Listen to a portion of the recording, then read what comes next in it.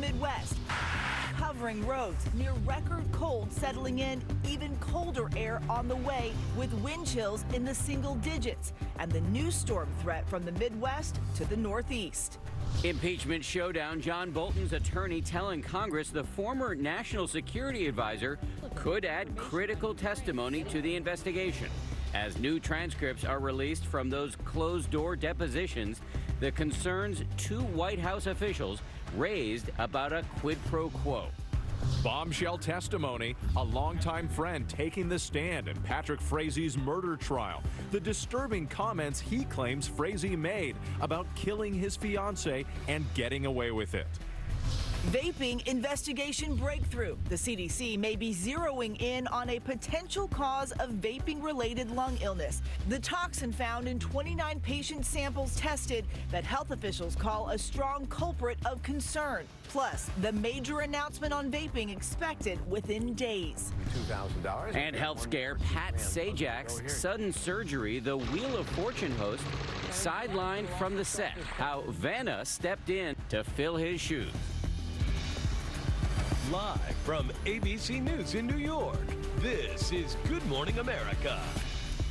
Hey, good morning. A lot of news today, from politics to vaping, but let's start here with the developing weather story. We have seen the forecast, and it is deeply unpleasant. Yeah, take a look at this right here. Lake effect snow, the situation in Michigan. It was also snowing in New Hampshire. I was there. I could attest to that. But that's not the main issue here. It's the cold, technically still fall, but a winter blast has overtaken the eastern half of the country. And this is just a tease of what's to come. Even colder air is on the way next week. We're talking single-digit wind chills for the Midwest and the Northeast. There's also talk of more snow, so let's go right to Rob Marciano, who is in Alabama, where it's not quite single digits for game day. Hey, Rob, how you doing? Hi, Eva. It's hard to believe we're in the deep south. You can see my breath. Temperatures right around the freezing mark. The kids are getting ready for the big game, just trying to stay warm any way they can. This is the coldest air of the season, and the next one coming down the pipe is even colder than that. But if you live in the Northeast, you're in a hard freeze for sure right now. I mean, there may be some pipes outdoors that are freezing. If you haven't winterized, check out some of these actual low temperatures currently in the lower to mid 20s, and then you factor in the wind chill. Feels like 15 in Boston, 16 in Detroit, 31 in Atlanta, just down the road from feels like 28 in Jackson, Mississippi. And this pattern is going to drop an Arctic high down come Tuesday. Potential record-breaking high temperatures mean that highs may not get out of the 30s and 40s in the south, and wind chills are going to be single digits, if not lower in some spots Tuesday. Look at Boston, -1 on Wednesday morning for a wind chill. These are middle of January type of temperatures, and we're not even into the middle of November. We'll talk more about this cold snap from Alabama in just a little bit. Dan, up to you. One bit, Rob. Thank you very much. New this morning in the impeachment showdown, the acting chief of staff, Mick Mulvaney, is attempting to join a lawsuit, essentially telling House investigators, if you want to talk to me, take me to court. Meanwhile, an attorney for the former National Security Advisor John Bolton sent a letter Friday to those same investigators saying Bolton has critical information about Ukraine that he has not yet made public. ABC's Kira Phillips is on Capitol Hill with the latest. Kira, good morning to you. Good morning, Dan. Well, reading between the lines, that letter from Bolton's attorney was a veiled criticism of the impeachment inquiry, actually suggesting that House investigators are leaving firsthand evidence on the table from a witness who has spoken directly to the president by not having the patience to subpoena Bolton and wait for a court to rule on it. John Bolton's lawyer says the former national security advisor has relevant information on Ukraine that has not been disclosed and that his client could add critical testimony to the impeachment probe. In this letter to congressional leaders, Charles Cooper writes that Bolton has knowledge of meetings and conversations that have not yet been discussed in the testimonies thus far. Congress has not subpoenaed Bolton, but he is willing to testify if a court rules he has to. Bolton figured prominently in the latest transcript released from those closed-door depositions surrounding Trump's offering of a quid pro quo, is said to have distanced himself from those efforts to dig up dirt on political rival Joe Biden in exchange for withheld military aid. Former top White House Russia expert Fiona Hill testified that suggestion caused Bolton, who immediately stiffened, to end the meeting. She also expressed concerns over the president's personal lawyer, Rudy Giuliani, who was negotiating with Ukraine, calling him a hand grenade who was going to blow up everyone. Also doubling down on that notion, National Security Council Ukraine expert Lieutenant Colonel Alexander Vindman, who was on that now infamous call with Trump and the Ukrainian president. He was asked if he had any doubt Trump was asking for investigations of his political opponents. There was no doubt, Vindman said. And the next big step, open hearings next week, where the public will get to see and hear what's only been going on behind closed doors up until now. And I'll be right here all week on the Hill, Eva. All right, Kira, thank you. We will be watching for that. President Trump, meanwhile, insisting he is not concerned about the testimony of those two White House officials or anyone else who has given depositions in the impeachment inquiry. ABC's David Wright is at the White House with how the president is sounding off against the investigation. Good morning, David.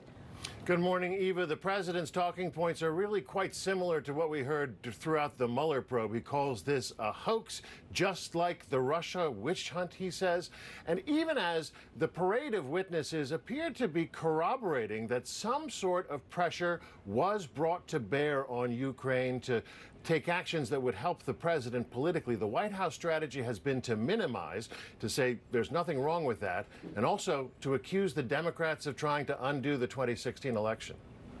Well, David, this morning, attention turning to a previous call between President Trump and the Ukrainian president. Is it possible we will see the transcript of that call as well?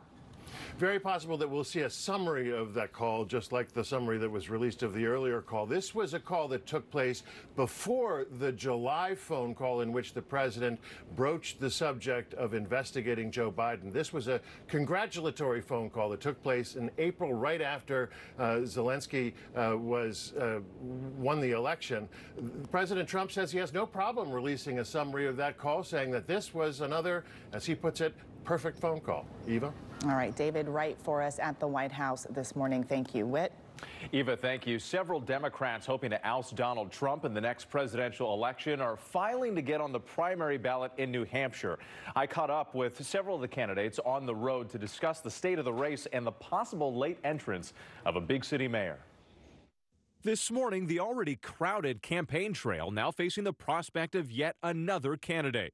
There is nobody I'd rather run against than Little Michael, that I can tell you. President Trump offering a familiar nickname to Michael Bloomberg, the former New York City mayor, reportedly close to jumping in. With regard to Michael Bloomberg, I welcome in the race. Michael's a solid guy, and let's see where it goes. Democratic hopefuls descending on New Hampshire, reacting to the news as they race to meet the state's filing deadline to get their names on the first-in-the-nation primary ballot. Do you think at this late stage in the game there's room for another billionaire candidate running for president? You know, I'll leave that to the pundits. Welcome him to the race. Always good to see another mayor stepping up. Sources close to Bloomberg telling ABC News he's considering a run in part out of fear Elizabeth Warren could win the nomination, who he believes would have trouble beating President Trump. It's not enough just to have somebody come in, anybody, and say they're going to buy this election. It's not enough. But Warren, who's been enjoying a rise in the polls, is now finding a target on her back. Andrew Yang, among those joining billionaire Bill Gates, questioning her proposed wealth tax. France, Sweden, Germany, Denmark all tried a wealth tax, and they all repealed it because they had massive implementation problems, and it didn't generate nearly the revenue that they'd hoped for. With less than 3 months until the Iowa caucuses, some Democrats, like Mayor Pete Buttigieg, are launching bus tours, doubling their efforts to connect with voters on a more personal level. Do you feel a sense of obligation that if you were to become president, that you would have to be an ambassador or an advocate of sorts when it comes to issues that matter to the LGBTQ community? You know, every time someone comes up to me, sometimes a teenager, who says, because of your campaign, I feel like it's okay for me to come out and be myself. Or sometimes somebody my parents' age with tears in their eyes because they never thought it would be possible to have a married gay man running for president. I feel the responsibility that I have. That being said, I'm not running to be president of gay America. I'm running to be president of the United States of America, and my responsibilities are to make sure that there is a better life for everybody. Mayor Pete Buttigieg there getting very candid on the campaign bus. All the candidates really trying to differentiate themselves in these final months before the nominating process begins. I do want to go back to Bloomberg for a moment there. If he were to jump in, he'd be joining 17 other Democratic candidates. Sources close to him say that by all indications, he's planning to run. They do want to get on the ballots in all 50 states, and that he would make a final decision and some kind of announcement in the next few weeks. And it looks like he may skip the key early states like Iowa and New Hampshire. They certainly know that they're just so late in the game. Yeah. All the other candidates have had the ground game for months. They're hoping for more of a national type campaign if he is to get in. It's a crowded field. Yeah. Yep, sure is. Thank you, Whit. Great reporting. Now to a breakthrough in finding a possible cause of those vaping-related lung illnesses. The CDC naming a potential chemical of concern, while President Trump calls for raising the age limit to buy e-cigarettes. ABC's Zachary Keish is in Washington with more on all of this. Zachary, good morning. Dan, this morning, the CDC has zeroed in on a toxin they're calling a potential strong culprit linked to the outbreak of lung injuries associated with vaping across the country. For the first time, federal officials have identified vitamin E acetate as a possible cause of the deadly outbreak that has claimed 39 lives across 24 states and the District of Columbia. It's also sickened more than 2,000 people. The possible breakthrough comes after the CDC found the compound in all 29 samples taken thus far from people who got sick. Vitamin E acetate is commonly found in cosmetics and food, and it's typically not harmful. But when inhaled, it can interfere with normal lung function.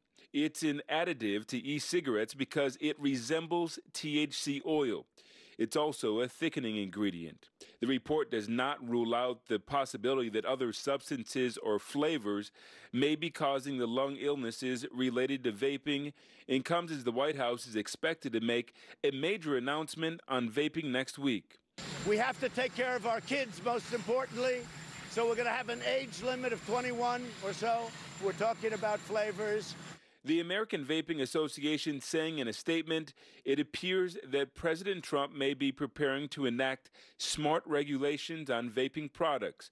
Raising the age to purchase tobacco and nicotine products to 21 puts the industry on a similar footing with other adult industries like alcohol and marijuana. We still don't know specifically what caused these lung injuries. The investigation has not specified what e-cigarettes, vaping products, or substances are linked to these cases. Eva? All right, Zachary Keish for us. Well, 3 middle school students in upstate New York are charged with conspiracy after police say they plotted to use explosives and firearms to kill students and teachers at Albion Middle School near Rochester. A student allegedly reported the threat, leading to a full investigation by police. All of the suspects are under the age of 16. Authorities there are reassuring the community that the school is indeed safe. In Texas, a deadly pileup on a major highway just north of Dallas. An 18-wheeler carrying propane tanks exploding, sending thick black smoke through the sky as crews scramble to contain the out-of-control fire. 2 18-wheelers and 4 vehicles involved in that crash. The fire department confirming 3 people died and at least 3 others were hurt. Investigators are trying to figure out what caused the crash. An update this morning on a horrifying story out of Pennsylvania. Hospital officials there say they may have figured out what caused a deadly bacteria outbreak that had really serious health ramifications for at least 8 premature babies. The outbreak happened in the neonatal intensive care unit at the Geisinger Medical Center in Danville. 3 of those 8 infants who got sick later died. Officials now say they have traced that outbreak back to equipment used to measure donor breast milk. Well, now to the desperate search for college student Anaya Blanchard, a suspect in her kidnapping, sent back to Alabama after waiving extradition. Blanchard's dad determined to find out more about his missing daughter. ABC's Kaylee Hartung is here with that story. Good morning to you, Kaylee. Good morning, Eva. We are learning alarming new details about the evidence that led police to pull a man from the woods in Florida and charge him with Anaya's kidnapping. This morning, the man accused of kidnapping college student Anaya Blanchard is waking up in an Alabama jail. You have the right to waive extradition. If so, Alabama can go ahead and come and get you. This just hours after Ibrahim Yazid appeared with a swollen eye before a judge in a Florida court.